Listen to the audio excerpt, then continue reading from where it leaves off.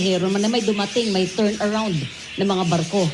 Well, ang hinihingi nga po natin at nagbigay naman na po bilang tugon po sa ating panawagan ang regional office po ng Marina po, dyan po sa area po ng Batangas at Quezon, ay nag-issue na po ng special permit, if I'm not mistaken, sa 3 barko. No? So, makakadagdag po yan ng kapasidad sa area po na yan. Pero ang isa po, again, sinabi natin, tayo nagpapasalamat at ginawa nila yon. Pero pagbalik po ng mga kababayan natin pagkatapos ng bagong taon, kung hindi po ma-address yan immediately, yan na naman po magiging problema natin. Alright, Attorney, good luck po. So, thank you. Safe na biyahe sa lahat ng mga pasero at sa lahat ng mga barko natin. Attorney Jason Tiago. Maraming salamat po, Ma'am Weng, Sir Weng, at sa mga pasahero po natin, mga kababayan natin, bumabiyahe po sa mga pantalan natin. Again, tayo po ay humihingi po ng konting pasensya at ginagawa po ng Authority, ng Department of Transportation, Philippine Coast Guard at Maritime Industry Authority, ang lahat ng amin po magagawa para po siguraduhin na komportable po ang kanilang biyahe. Maraming salamat po. Maligayang Pasko po. Maligayang Pasko. Maraming salamat po, Attorney. Thank you, Attorney Jay Santiago, General Manager ng Philippine Ports Authority. Yan o, ibiyahe o ng mga pasahero yan. Kumusta naman natin ang biyahe o ng mga balikbayan, boxes naman. Customs, kumustahin natin. Ito naman, taon ng stranded to. Taon ng bililang. Ngayon lang, nabibigyan ng... kaya to, mga to. Oo, diba? Dapat lang gusto naman, pag hindi pa, dapat may makasuhan dito. Hindi biro to. Yung mga consolidator. Correct. Nasa linyo natin, ang Bureau of Customs naman, mga kapuso, patungkulo sa nasa 130,000 ng mga balikbayan boxes na ipinag-utos na talagang ihatid yan. Bago pa ang Pasko, 2 araw na lang, kumustahin natin.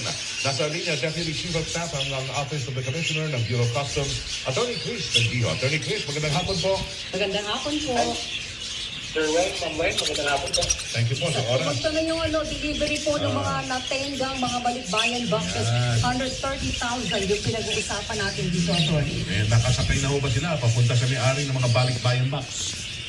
Tama po yan, no? Sa kasalukuyan, nasa sorting stage pa po tayo. No? Alam niyo po, ang pinaka-problema po talaga natin, wala pa talagang binigay na master list itong deconsolidator na ito. No? Kung kaya yung mga balikbayan boxes, hindi po natin malaman talaga kung nasaan container ang mga ito. So if you can imagine, ang ginagawa po talaga natin, pagbaba po ng container, isa-isa po, no? Bawat balikbayan box, ini-inventory pa po natin ito, sinusulat pa po natin yung mga contact details ng mga padadalan po nito, at doon po natin sinasort out ito sa mga warehouses natin. Meron po tayong 2 sorting station, isa po sa Las Piñas at isa po sa Tarlac. Pagdating ko sa mga sorting station na yan, naka-standby na ba yung na-commission man na forwarder? Forwarder para agad na ibibigay ko sa kanila? Naisakarga na. Ito sa Batangas, gano'n. Tama po, naka-standby na po. Pero yun din po, no, nagmungkahi na po si Deputy Commissioner Mike Fermin, sa po kasi yung tagapamuno ng ating Balikbayan and Overseas Action Center, na mukhang kinakailangan pong dagdagan pa yung ating i-engage na logistics, no, dahil nababagalan po tayo sa nagiging progreso nitong ating pagtugon dito sa mga higit 130,000 balikbayan boxes nga. So early next year po, we are exploring yung possibility of adding pa logistics partners. Kasi po, pasensya na po, i-manage na po natin yung expectations ng ating mga OFW. Meron po talagang aabot pa po ng January 12 po dito dahil nga po sa kahirapan ng ating na-experience sa proseso na wala po tayong master list ng mga balikbayan boxes. Ilan na po ang Kahit po yung counterpart dito ng forwarder galing sa abroad, wala silang listahan? Hiningi na po namin yan, Ma'am Wayne, no? In fact, nakipagpulong sila sa harap po ng mga OFW noong nakaraang biyernes. Pinangako po nila yan. Pero hanggang sa kasalukuyan ay wala pa po tayong natatanggap, no? So, again, dumadagdag po ito sa isa pa pong hakbang. Imbis na alam na po natin sana kung ano po yung mga container numbers na naglalaman ng kung alin mang balikbayan box. Ay nagiging manual pa po yung ating pag-inventory at pagpoproseso ng mga containers na ito, kung kaya nagkakaroon pa ng additional step, no?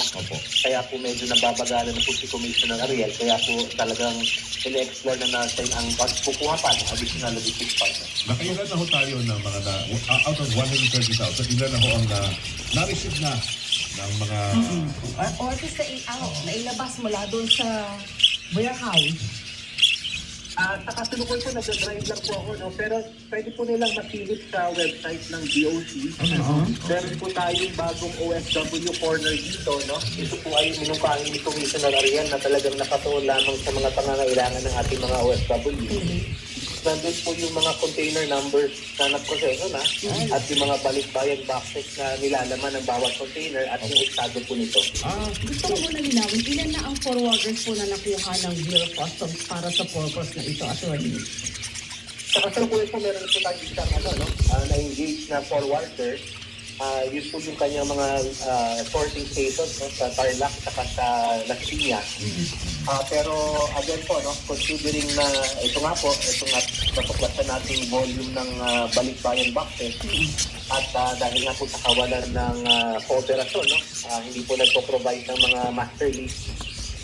So talaga pong explore na po natin dagdagan pa ang mga forwarding at logistics partners natin dahil kaya na po natin paabutin ng Valentine's. No?